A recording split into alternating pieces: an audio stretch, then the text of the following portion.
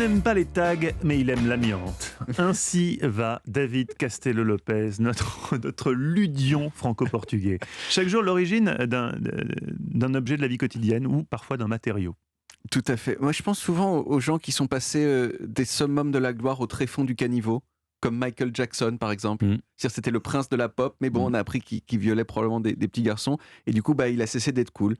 Eh bien, l'amiante, c'est un petit peu le Michael Jackson des matériaux. C'était l'un des matériaux les plus cool du monde, qui est devenu l'un des plus haïs. Mais oui, parce qu'on l'a un petit peu oublié quand même, mais l'amiante, pendant longtemps, c'était avant tout un matériau miracle, de ouf, qui permettait d'éviter les incendies. On en foutait partout pour ça. Et puis un jour, on a appris la nouvelle, l'amiante, ça donne le cancer.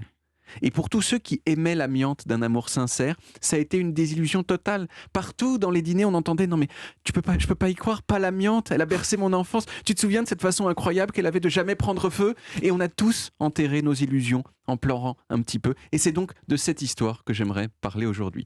L'amiante, qu'est-ce que c'est? L'amiante, ça désigne un groupe de plusieurs minéraux qu'on trouve dans la nature et qui ont tous les mêmes caractéristiques. Ils sont faits de fibres qui sont à la fois ultra malléables, ultra solides et ultra résistantes à la chaleur. Et j'ajoute aussi très très belle. Je ne sais pas si vous avez déjà vu un morceau d'amiante. Non, nous ne sommes pas pervers comme vous, David. On n'a pas tapé amiante sur Pornhub. Je suis désolé, ça n'est pas encore arrivé. L'amiante, on dirait la chevelure d'un vieil homme majestueux. Vous voyez, c'est hyper beau à voir. Et donc, depuis l'Antiquité... Pourquoi vous regardez Stéphane? C'est très vexant pour Stéphane, il n'est pas vieux. Non, c'est très blanc. Vos cheveux ne sont pas du tout blancs, Stéphane. Et donc, depuis l'Antiquité, on en fout partout de l'amiante pour protéger les matériaux du feu. Depuis l'Antiquité, il y a des carrières d'amiante. Les Grecs utilisaient l'amiante. C'était un truc quand même très très bien. Et on n'en a jamais foutu autant partout que dans la première moitié du XXe siècle. Dans les immeubles, dans les bateaux de l'armée, sur les avions, dans des combinaisons de pompiers, dans les sèche-cheveux, dans les gants de cuisine, partout. J'avais une pub chez moi pour un repose-fer qui disait « avec de l'amiante ». Et il y avait un point d'exclamation et tout. Et comme je dis, oui, il y avait même des pubs à la télévision qui vantaient les mérites de l'amiante, comme celle-ci, par exemple, une pub anglaise qui date de 1942 et qui parle des merveilleuses utilisations de l'amiante. On l'écoute et je traduis après. Asbestos comes into the home in the shape of fireproof curtains and covers, and in a variety of patterns.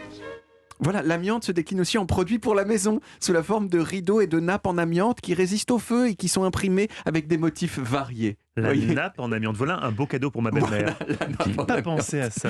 Mais assez vite, en fait, et surtout plus tôt qu'on le croit, dès les années 20, on a commencé à remarquer que l'amiante avait un défaut redoutable. Elle était très mauvaise pour la santé, elle tuait les gens. Voilà. Et pourquoi? Eh bien, entre autres parce que ces petites fibres super dures, là, les cheveux du vieil homme majestueux, eh bien, en fait, c'est comme des millions de minuscules couteaux super aiguisés. Et quand vous respirez ces fibres, eh bien, ça vous fait des milliers de petites plaies microscopiques dans les poumons. Et ces plaies, elles font des cicatrices qui finissent par rendre la respiration super difficile. Sans compter d'autres types de complications, au premier rang desquelles il y a le mésothéliome, qui est un type de cancer qui touche l'enveloppe des poumons et qui n'existe en gros pas à part si vous respirez de l'amiante. Voilà, il n'y a pas de mésothéliome chez les gens qui n'ont pas respiré de l'amiante ou des trucs voisins. Et c'est pas fini, il y a deux trucs encore plus cruels avec l'amiante dont on s'est rendu compte petit à petit. Un, il n'y a pas besoin d'y être exposé très longtemps pour que ça nique les poumons. Quelques mois, ça suffit. Ah ouais. Et deux, souvent les symptômes problématiques, ils apparaissent 25 ans après l'exposition. C'est horrible. Il y a des cas comme ça de gens qui arrivent chez le médecin et qui disent « Docteur, c'est chaud, j'arrive plus trop à respirer là ».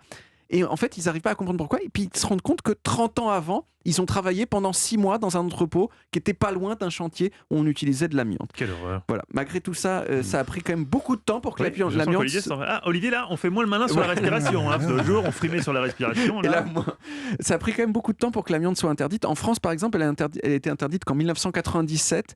Et même, il y a même encore des endroits dans le monde où elle n'est pas complètement interdite. Mais même comme ça, il y a quand même fort à parier qu'un jour, il n'y en aura plus nulle part, à part à l'état naturel. Et on devra se contenter d'en observer la beauté à l'état naturel, donc, et de se souvenir qu'un jour, l'amiante, on l'a aimé. Comme quoi la nature ne nous veut pas toujours que du bien. Mais oui, c'est vrai, bien ça. Sûr. On faisait des collèges, vous vous rendez compte, on faisait des collèges en amiante. Avec de l'amiante. Ah oui, mais ce que j'ai pas réussi à trouver, moi, c'est une étude coût-bénéfice, parce que l'amiante a dû aussi sauver beaucoup de vies. Ah, vous voulez dire, on n'est pas mort par le feu, on meurt du cancer 25 ans plus tard. Tous ces gens qui ne sont pas morts grâce à l'amiante. L'amiante a décalé la mort des gens. Peut-être. Décalé d'une trentaine d'années. 27 ans plus tard. J'ai trouvé le scandale de l'amiante, il est très connu. J'ai envie qu'on parle d'un autre scandale. C'est une commande. C'est un sujet de commande pour vous. Le téflon. Ah, qui oui. recouvrait les poils. Il y a eu un énorme scandale. Il y a un superbe film qui s'appelle Dark Waters, fait par Mark Ruffalo, qui incarne le rôle principal, Ouais. où c'est un avocat qui défend des gens victimes de ça. Mhm. Et ça a été un scandale total. Et aujourd'hui, le téflon, à la fin du film, je me suis empressé de regarder pour voir quand ça avait été interdit, parce que ça semble vraiment cancérigène ou ça. Mhm. Ça a été interdit en 2018, je crois. Enfin, c'est Oui. quelque chose de... Ça fait froid dans le dos. On se Donc dit il n'y a plus de téflon dans les Tefal. plus aujourd'hui. Normalement, Non, ça, il n'y en a plus. C'est fini. Mais pendant longtemps, il y en a eu. Très, très Ouais, longtemps ouais. après Et même alors, ce scandale. le pire, c'est qu'on le mangeait, là, pour le coup. Puisqu'il se Et retrouvait dans nos aliments. Effectivement, ce qui était encore plus gênant. Merci. En fait, nous sommes tous des miraculés.